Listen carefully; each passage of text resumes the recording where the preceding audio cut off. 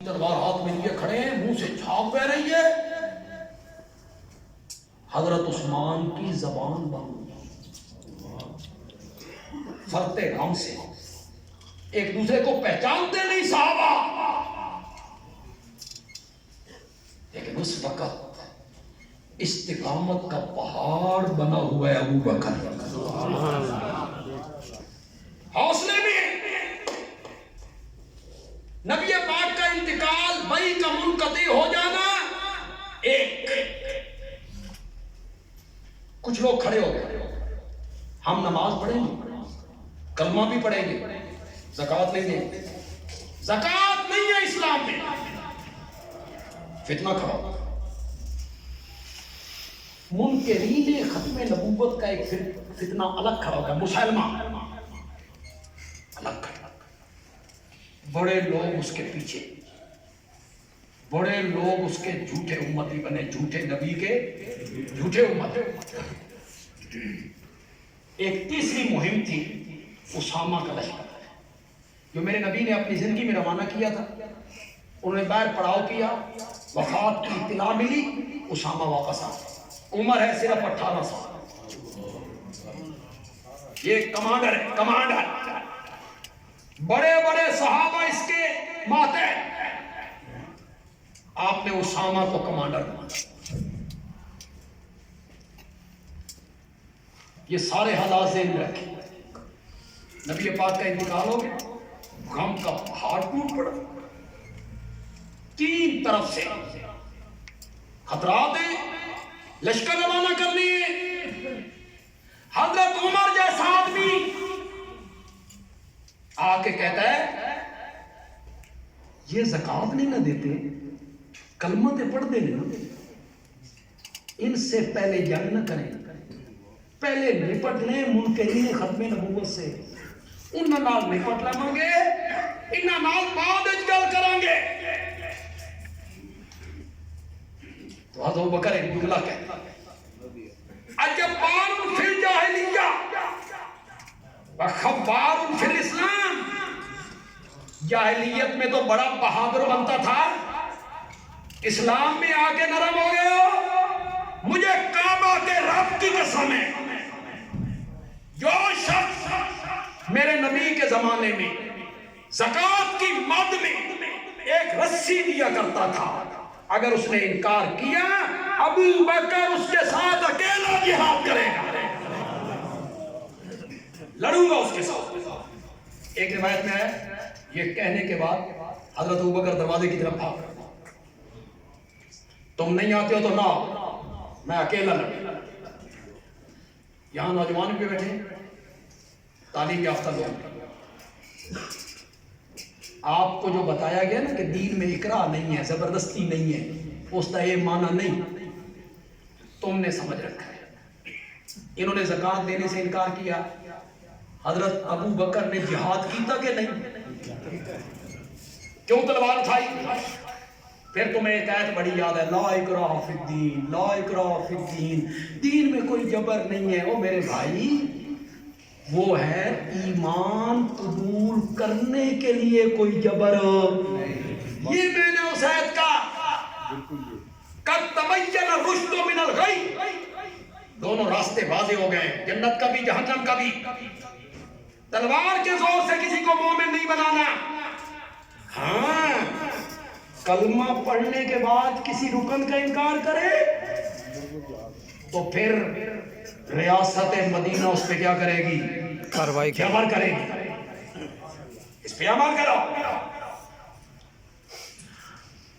ایک لشکر جا رہا ہے منکرین زکوٰۃ کے خلاف، ایک لشکر جا رہا ہے منکرین ختم نبوت کے خلاف، ایک لشکر جا رہا ہے اسامہ کا.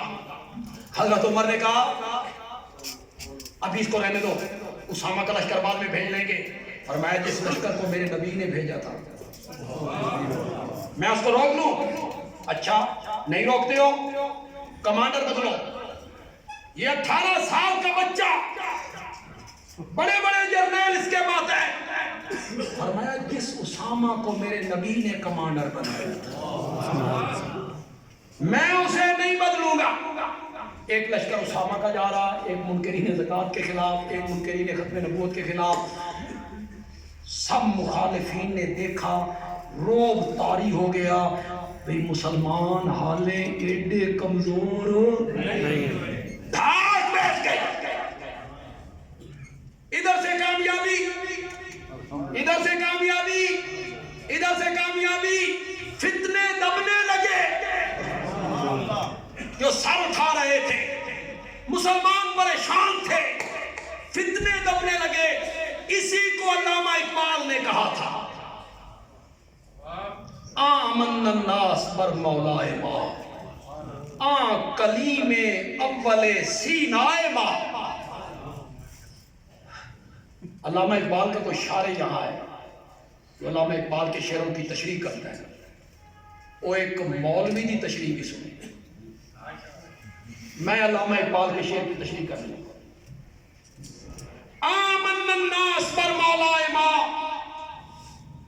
سارے لوگوں سے بڑھ کر ہمارے آقا پر سب سے زیادہ احسان کرنے والا ابو بکر ہے. کلیم، اور کلیم سمجھ رہے ہو، اور موسیٰ کلیم اللہ. کلیم اول سینائے ما، ابو بکر ہمارے کوہ طور کا پہلا کلیم ہے. کلیم اول سینائے ما، ہمت او کشت ملت راچو عبر، ثانی اسلام و غار و بدر و قبر. علامہ اقبال کتنا اونچا اڑا ہے تو، کہاں لے کے گیا حضرت ابوبکر کو. اب معنی کرنے لگا ہوں. ہمت، قوت، استقامت، طاقت، جرات. کشت، کھیت. فارسی میں کھیت کو کیا کہتے ہیں؟ کشت. ابر، بادل. خدا کے لیے میری آخری بات ہے، میری اس کو غور سے سنیں. پسند آ جائے تو کہنا علامہ اقبال کی تشریح صحیح کی ہے بندے عالم. علامہ اقبال کہتا ہے ہمت او کشت ملت راچو عبر، جب کھیت سوکھنے لگتا ہے تو بادل آتا ہے، بارش برستی ہے، کھیت لہلہانے لگ جاتا ہے. علامہ اقبال کہتا ہے نبی پاک کے انتقال کے بعد امت کا کھیت مرجھانے لگا تھا، ابو بکر بادل بن کے برس پڑا تھا. ہمت او کشت ملت راچو عبر، ثانی اسلام و غار و بدر و. ریاست مدینہ تو یہ ہے، کردار صدیق اکبر بھی یہ کہ بیوی پیسے بچا رہی، کھانا کم کر دیا، پیسے بچا لیے. کچھ دنوں کے بعد میٹھی ڈش ایک بنائی، سامنے رکھی. کہاں سے آئی؟ روزانہ کی بچت کی. بیت المال کے خزانچی کو کہتے ہیں یہ جتنی بچت روز کی ہوتی رہی ہے اتنا وظیفہ میرا کم کر دیا جائے. تمہیں تو یار ریاست مدینہ کی ہوا بھی نہیں، تم کیا جانو ریاست مدینہ کیا ہے. تمہیں کیا پتا ہے کہ صدیق اکبر رضی اللہ تعالی 40,000 درہم لے کے چلا تھا ہجرت والی رات. کتنے؟ 40,000. اور آج جب آخری وقت آیا تو اپنی بیٹی ام المومنین سیدہ عائشہ رضی اللہ تعالی عنہا سے کہتے ہیں بیٹا یہ میری پرانی چادریں ہیں، انہیں دھو دو، مجھے اس میں کفنا دینا، تیرے بابا کے پاس ان چادروں کے سوا کچھ بھی موجود نہیں. بابا ہم نئی چادریں خریدیں گے کفن کے لیے. فرمایا نئے کپڑے زندوں کو اچھے لگتے ہیں، ہم مردوں کے لیے نئے اور پرانے برابر ہیں. نہیں نہ سمجھے نہیں نہ سمجھے میری بات.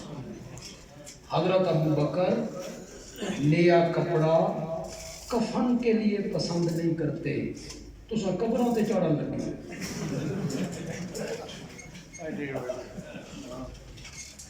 وہ کفن کے لیے بھی پسند نہیں کرتے، کہتے ہیں زندوں کے لیے ہوتے ہیں نئے کپڑے، ہم مردوں کے لیے زندہ، پرانے اور نئے کیا ہیں؟